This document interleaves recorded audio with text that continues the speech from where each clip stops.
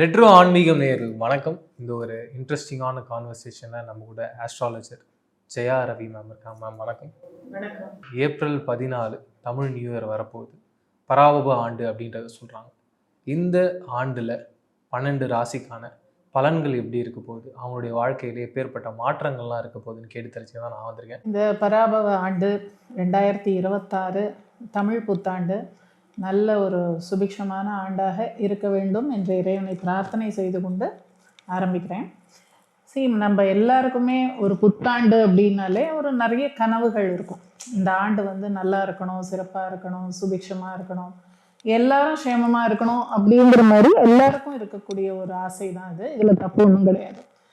But இப்போ இருக்கிற கிரக சூழல், இப்போ இருக்கிற நிலை அப்படின்னு பார்க்கும்போது நான் மட்டும் இல்லை, பல ஜோதிடர்கள் பல சேனல்களில் நிறைய விஷயங்கள் சொல்லிகிட்டு இருக்காங்க. அது அஃப்கோர்ஸ் எல்லாமே கொஞ்சம் பயமுறுத்துகிற மாதிரியும் தான் இருக்குது. அது இருக்கிறத இல்லைன்னு சொல்லி பூசி மொழிகையும் பேச முடியாது. ஏன்னா சில ஃபேக்ட்ஸை நம்ம ஒத்துக்கிட்டு தான் ஆகணும். ஏன்னா இப்போ இருக்கிற நிலவரமும் அப்படி இருக்குது. இதுக்கு ஜோசியம் பார்த்து தான் தெரிஞ்சுக்கணும்னு அவசியம் இல்லை. இப்போ நம்ம உலக அளவில் நடக்கக்கூடிய விஷயங்கள் அத்தனையுமே கொஞ்சம் பயமுறுத்துற மாதிரி தான் இருக்கு. தனுசு 2026 இந்த பராபவ ஆண்டு எப்படி இருக்க போகுது? தனுசு அப்படிங்கிறதே ஒரு சிறப்பான ராசி தான். ஏன்னா அது காலச்சக்கரத்தினுடைய 9ஆம் இடம், பாக்யஸ்தானம், குருவுடைய வீடு.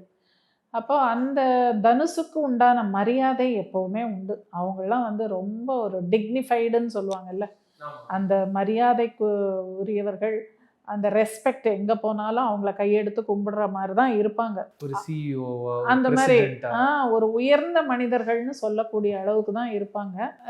இவங்களுக்கு பார்த்தீங்கன்னா அந்த கட்டுப்பாடு கோட்பாடுக்குள்ளேயே வாழ்வாங்க இவங்க. அண்ட் மற்றவங்களும் அப்படி இருக்கணும்னு எதிர்பார்ப்பாங்க. அதுதான் இவங்க கிட்ட கொஞ்சம் சிக்கல்.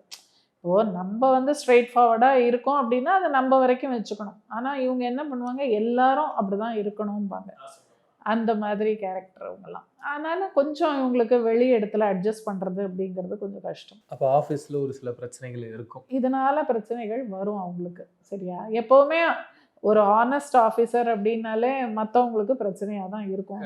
அந்த மாதிரி கேட்டகரி தான் இவங்கெல்லாம். அதுக்கப்புறம் இவங்களுக்கு 4ஆம் இடத்துல சனி இருக்காரு இல்லையா? 4ஆம் இடம்ங்கிறது சுகஸ்தானம். நம்ம என்ன சொல்லுவோம், அர்த்தாஷ்டம சனி அப்படின்னு சொல்லுவோம். அப்போ சுகம் அப்படிங்கிறது எல்லாம் இருக்கும், எல்லா கம்ஃபர்ட்ஸும் இருக்கும். பட் ஆனால் அதெல்லாம் அனுபவிக்கிறதுக்கு நேரம் இருக்காது அவங்களுக்கு. ஏன்னா இவங்களுக்கு வேலை பலு அந்த அளவுக்கு இருக்கும். எப்போ பாரு உழைப்பு. ஏன்னா 6ஆம் இடத்தை சனி பார்க்குறாரு இல்லையா? அப்போ நிறைய வேலை, உழைப்பு, நிறைய உழைக்கணும். அப்படிங்கும்போது அதுவும் சனி பகவானுக்கு உழைக்கிறவங்கள தான் பிடிக்கும், சோம்பேறியாக இருக்கிறவங்கள பிடிக்காது. அப்போ என்ன ஆகும், இவங்க உழைச்சே தீரணுங்கும்போது அந்த சுகம் அப்படிங்கிறது அவங்களுக்கு இருக்காது. அதே மாதிரி தாயாரோட கூட இவங்களுக்கு சில கான்ட்ரவர்சிஸ் இருக்கும். ஏன்னா 4ஆம் இடம் தாயார் ஸ்தானம். ராமாயணத்தில் பார்த்தீங்கன்னா ராமருக்கு 4ல் சனி உச்சம் இல்லையா? அப்போது அம்மாவாலேயே அவருக்கு பிரச்சனை வந்தது. கைகை வரம் வாங்கி அவரை காட்டுக்கு அனுப்பிச்சான்னு ஒரு கதை. அது மாதிரி இப்போ இந்த காலகட்டத்தில் தாயாரோட சில சங்கடங்கள் அவங்களுக்கு இருக்கும். புருஷன் வீட்டுக்கு போகிற சூழ்நிலை வருது. அதனால கொஞ்சம் அதெல்லாம் அவங்க மேனேஜ் பண்ணாங்கன்னா சரியாயிடும். ஒன்றும் பயப்படலாம் வேண்டாம். பட் கொஞ்சம் அந்த மனஸ்தாபங்கள் அப்படிங்கிறது இருக்கும். பட் அது பர்மனெண்ட் இல்லை. அதுக்காக ரொம்ப இவங்க அலட்டிக்க வேண்டாம். 6ஆம் இடத்தை பார்க்கும்போது வேலை ஜாஸ்தியாக இருக்கும்போது என்னாகும், அதுக்கு உண்டான ஹெல்த் இஷ்யூஸ் அவங்களுக்கு அதுவும் இருக்கும். ஏன்னா ஹெல்த்னா அகெயின் அதான் த்ரோட் ப்ராப்ளம். அந்த ரிஷபம்ங்கிறதே என்ன, நம்ம ஹியூமன் பாடி ஆர்கன்ஸில் இந்த தொண்டை பகுதி, இந்த தாடை, பல்லு, அந்த மாதிரி த்ரோட்டு, இது மாதிரி ஏரியாஸு. அதே மாதிரி இந்த செஸ்ட் கன்ஜஷன், வீசிங், ஆஸ்மா மாதிரிலாம் சில பேருக்கு அது மாதிரியான சிக்கல்கள்லாம் இவங்களுக்கு உண்டு. ஸோ அதெல்லாம் அதான் சொல்கிறேனே, வேலை ஜாஸ்தி ஆகும்போது அவங்க ஹெல்த்தை கவனிக்க மாட்டாங்க. ஸோ அதுக்கும் நம்ம ஒரு இம்பார்ட்டன்ஸ் கொடுக்கணும். அண்ட் குரு பகவான் லக்னாதிபதியாகி அவர் போய் 8ஆம் இடத்துல உச்சம் அறையிறார். அதாவது மறைஞ்சு உச்சம் ஆறாரு. அது ரொம்ப விசேஷம். அப்போ ஆகும்போது அவர் என்ன 12ஆம் இடத்தை பார்க்குறாரு, விரயஸ்தானத்தை பார்க்குறாரு. விரயம்னா அது சுப விரயமா? ஏன்னா குரு பார்க்கறதுனால அது சுப விரயமா? வீட்டில் ஒரு கல்யாணம் காட்சி பண்ணுறது, வீடு கட்டி கிரக பிரவேசம் பண்ணுறது, அது மாதிரி நல்ல விரயங்களா, கோல்டு வாங்குறது, வண்டி வாகனம் வாங்குறது, எல்லாமே சுப விரயமாக பண்ணலாம். இல்லை வெளிநாட்டு ட்ராவல் போகலாம். அதுக்குண்டான வசதிகள்லாம் இருந்ததுன்னா தாராளமாக யூஸ் பண்ணிக்கலாம். பண்ணிக்கலாம். அது மாதிரி குருவோட பார்வை. அதே மாதிரி தனஸ்தானத்துலேயும் விழறதுனால பணமும் வரும். அப்போ பணம் வந்தால் தானே நம்ம செலவு பண்ண போகிறோம். அப்போ பணம் வர வர இங்கே வந்து நம்ம செலவுகள் பண்ணலாம். அதாவது நம்மளுடைய சந்தோஷத்துக்காக செலவு பண்ணலாம், இல்லை அந்த விரயத்தையே கிரயமாக்கி ஏதாவது இன்வெஸ்ட்மெண்ட்டாகவும் பண்ணலாம். அது நம்மளோட விருப்பம். ஸோ அது மாதிரி பண்ணிக்கலாம். 4ஆம் இடத்தையும் பார்ப்பாரு. அப்போ குரு வந்து அந்த 4ஆம் இடத்தை பார்க்கும்போது அந்த இடமும் கொஞ்சம் ரிலீஸ் ஆகும். சனியை வந்து குரு பார்க்குற காலத்துக்கு தான் இப்போ நம்ம எல்லாம் வெயிட் பண்ணுறோம். அது வந்ததுன்னா சனி பகவானும் கொஞ்சம் சாந்தமாயிடுவார். எஜுகேஷன் எப்படி மேம் இருக்கும்? எஜுகேஷன்லாம் இவங்களுக்கு நல்லாவே இருக்கும். அதெல்லாம் சூப்பராக படிக்கலாம். நல்லா அதுவும் குரு இப்போ உச்சமானோடனே சிறப்பாக இருக்கும். ஃபஸ்ட் கிளாஸாக படிக்கலாம். அண்டு இவங்களே 4 பேருக்கு அட்வைசர்ஸாக இருப்பாங்க. அந்த மாதிரியான மனிதர்கள் தான் இவங்கெல்லாம். அண்ட் இவங்க செய்கிற வேலையும் ரொம்ப நேர்த்தியாக, கடமை தவறாமல், ரொம்ப சின்சியராக அது மாதிரிலாம் பண்ணுவாங்க. ரொம்ப சிறப்பான ஒரு இதுதான். இவங்களுக்கு வந்து கேது வந்து 9ஆம் பாவத்தில் இருக்கார் இல்லையா இந்த வருஷம். 9ஆம் பாவம்ங்கிறது தகப்பனார் ஸ்தானம். அப்போது எனக்கு தகப்பனார் மூலமாகவும் ஒரு பெரிய நன்மை அப்படிங்கிறது இருக்காது. இல்லை தகப்பனாரோட உடல்நிலையில் கொஞ்சம் ஏதான ஒரு சங்கடம் இருக்கலாம். ஸோ அந்த மாதிரி விஷயத்தில் கொஞ்சம் இவங்க கேர்ஃபுல்லாக இருக்கணும். ஏன்னா கேதுங்கிறது எப்போவுமே ஒரு ஏமாற்று கிரகம் தான். அது கேதுவை வந்து நம்ம ஒரு கிரகத்தை நம்ம அந்த மாதிரி சொல்லக்கூடாது அப்படின்னா கூட இதுதான் உண்மை. அவர்கிட்ட வந்து ரொம்ப பொருள் சார்ந்த விஷயத்துல நீங்க போய் இப்போ கேதுவை கேட்டா ஒன்றும் கொடுக்க மாட்டார்.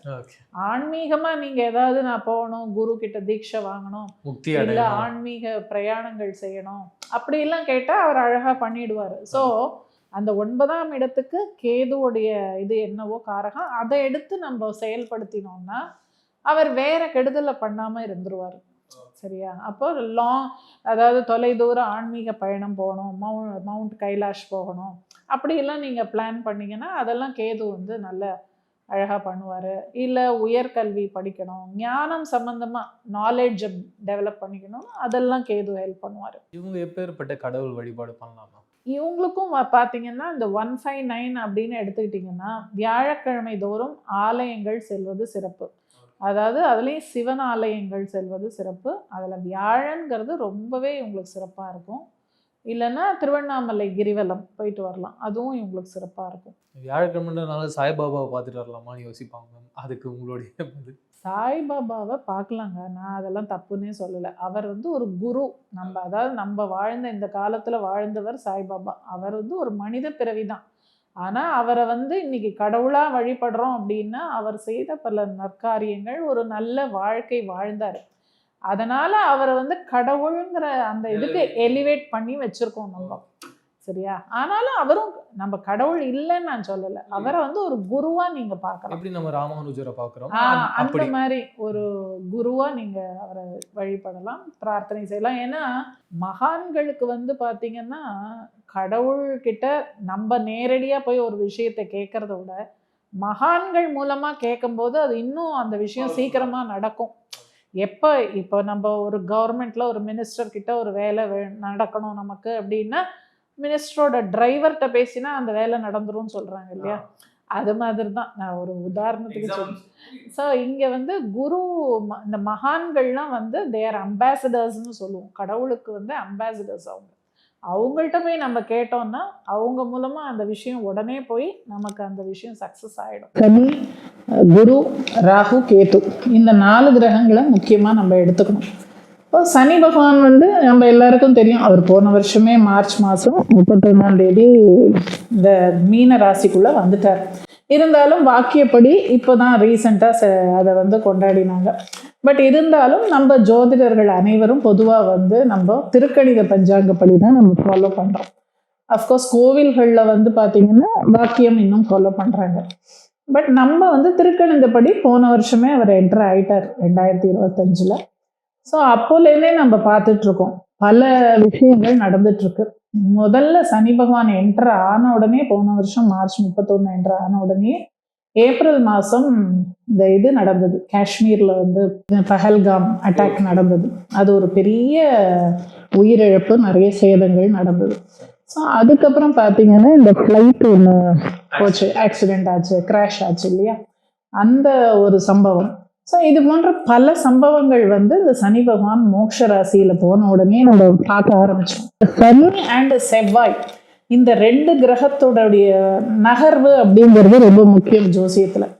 ஸோ அந்த நகர்வை பேஸ் பண்ணி தான் நிறைய விஷயங்கள் நடக்குது. இப்போ வந்து செவ்வாய் வந்து கும்பத்தில் இருக்கார், அவரும் நகர்ந்து இப்போ மீனத்துக்கு போயிட்டு இருக்காரு. சனியோட க்ளோஸாக கன்ஜங்க்ட், அதாவது சேர்க்கை அப்படிங்கிற ஒரு நிலை வரும்போது இன்னும் பல கஷ்டமான விஷயங்கள் இருக்கதான் இருக்கும். போர் சம்பந்தப்பட்ட விஷயம் ஆல்ரெடி அது தொடங்கி நடந்துட்டு இருக்கு. இதை தவிர புது விதமான நோய் அப்படிங்கிற விஷயங்கள் கூட வெளிப்படுறதுக்கு வாய்ப்பு இருக்கு. எப்பவுமே சனியும் செவ்வாயும் சேர்ந்து ஒரு ராசியை பார்வையிடும் போது அதை வந்து என்ன சொல்லுவோம், துப்பாக்கியிலிருந்து வர தோட்டா மாதிரி, அந்த அளவுக்கு அது ரொம்ப பவர்ஃபுல்லாக இருக்கும். அந்த காலகட்டம் கொஞ்சம் கேர்ஃபுல்லாக தான் இருக்கணும். ஏன்னா எப்படி இருந்தாலும் செவ்வாய் வந்து அந்த ராசியில் ஒரு 40-45 நாள் இருப்பார். ஸோ அந்த பீரியடில் கொஞ்சம் நம்ம இந்த சனி செவ்வாய் சேர்க்கைங்கிறத கொஞ்சம் கவனிக்கணும். அப்போ சூரியன் வந்து அஃப்கோர்ஸ் இந்த புது வருஷம் வந்தோடனே அவர் மேஷத்துக்கு வந்துடுறாரு. அவர் கேதுவோட நட்சத்திரத்தில் தான் ஃபர்ஸ்ட் அஸ்வினியில் தான் சஞ்சாரிப்பார். ஸோ இப்போ கேதுவும் பார்த்தீங்கன்னா சூரியனுடைய வீட்டில் தான் இருக்கார், சிம்மத்தில் இருக்கார், 5ஆம் இடம். அவரும் வந்து இப்போ இந்த மாத கடைசியில் மகம் நட்சத்திரத்துக்குள்ள தன்னுடைய நட்சத்திரத்திலே என்ட்ரு ஆக போகிறார்.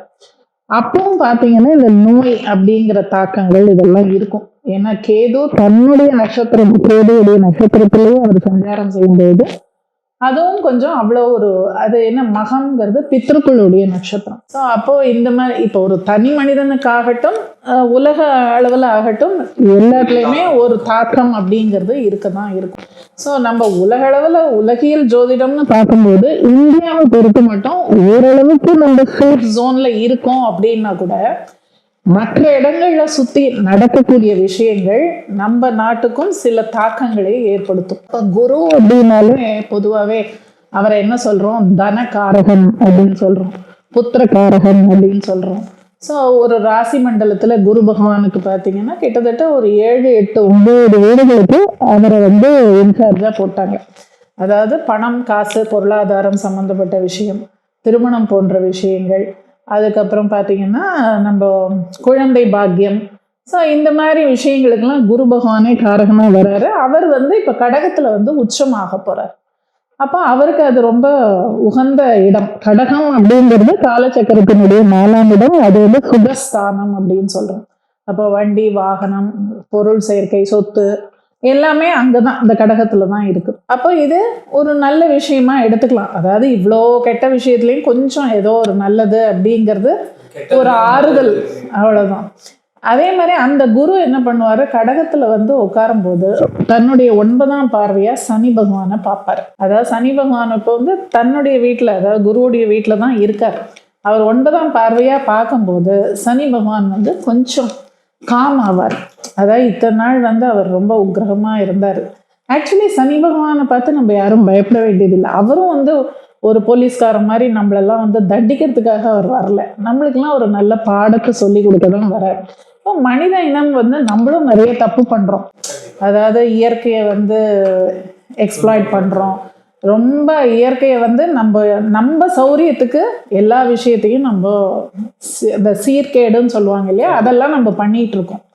ஸோ இதுக்கெல்லாம் ஒருத்தர் வந்து கண்டிக்கணும் இல்லையா. ஒரு தண்டனை அப்படின்னு ஒன்று இருந்தால் தான் நம்மளுக்கு பயம் அப்படிங்கிறது ஒன்று வரும். ஸோ அது மாதிரி தான் இப்போ சனி பகவான் பண்ணுறாரு ஒழிய அவருக்கு ஒன்றும் நம்மளெல்லாம் வந்து அழ வைக்கணுங்கிறது அவரோட இன்டென்ஷன் கிடையாது. ஏன்னா இதை போய் நம்ம வீட்டில் அப்பா அம்மாவோ இல்லை பெரியவங்களோ இல்லை ஒரு காலேஜில் ஒரு டீச்சரோ லெக்சரரோ சொன்னால் நம்ம கேட்க போகிறதில்ல.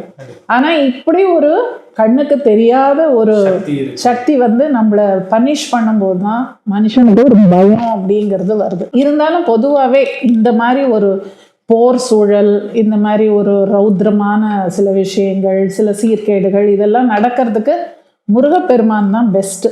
ஏன்னா போர் அப்படின்னாலே செவ்வாயை தான் நம்ம சொல்கிறோம். செவ்வாய்க்கு கடவுள் யாருன்னா முருகப்பெருமான் தான். அப்போ எப்பேற்பட்ட இந்த மாதிரியான ஒரு சூழலில் கூட நம்மளை காப்பாற்றி கொண்டு வரதுன்னா முருகன் ஒருத்தர் தான் பண்ண முடியும். ஸோ அவரை வேண்டிட்டாலே எல்லாருக்குமே, அதாவது இது வந்து இவங்களுக்கு தான் அவங்களுக்கு தான் இல்லை, உலகத்துக்கே நான் சொல்கிறேன், முருகப்பெருமான் வேண்டிட்டா எல்லா கஷ்டத்துலேருந்தும் நம்மளை அவர் காப்பாற்றிடுவார். ஸோ அது ஒரு சிறந்த வழிபாடாக நான் சொல்லுவேன்.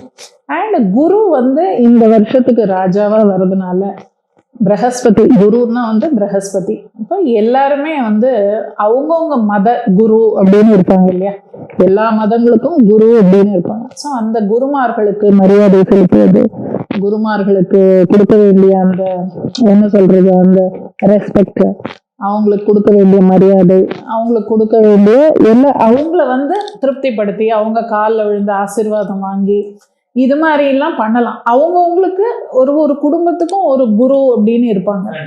அந்த மாதிரி குருமார்களுக்கு நம்ம நிறைய இந்த காலகட்டத்தில் நல்ல ஒரு பிரீத்தி பண்ணோம்னா கண்டிப்பாக எல்லார் வீட்லேயும் நல்ல சந்தோஷமாக ஆனந்தமாக இருக்கலாம். சூப்பர் மேம், நிறைய இன்ட்ரெஸ்டிங்கான விஷயம் பேசணும். மீண்டும் சந்திப்போம். நன்றி.